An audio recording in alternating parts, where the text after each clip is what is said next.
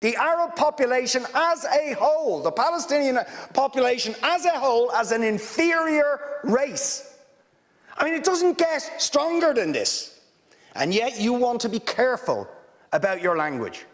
You're happy to correctly use the most strong and robust language to describe the crimes against humanity of Vladimir Putin, but you will not use the same strength of language when it comes to describing Israel's treatment of the Palestinians, when it is now being documented and detailed by two of the most respected human rights organisations in the world, and indeed has been alleged by dozens and dozens of non-governmental organisations, and to be honest, anybody who looks honestly at the decades of brutal, inhumane persecution of the Palestinians, successive assaults on Gaza, the annexation of their land and territory, the systematic application of apartheid rules, you don't want to even use the word apartheid.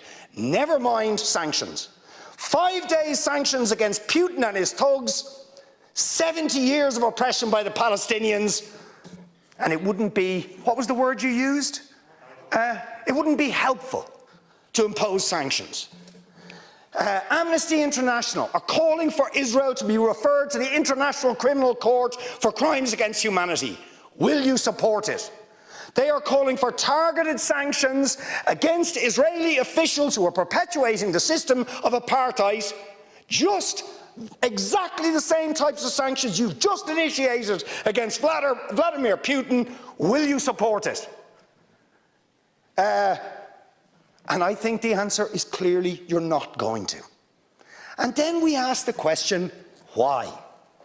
Why?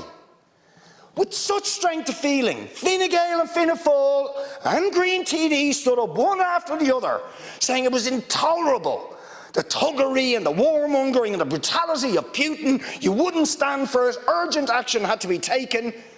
But we've got to be much more careful with the Palestinians.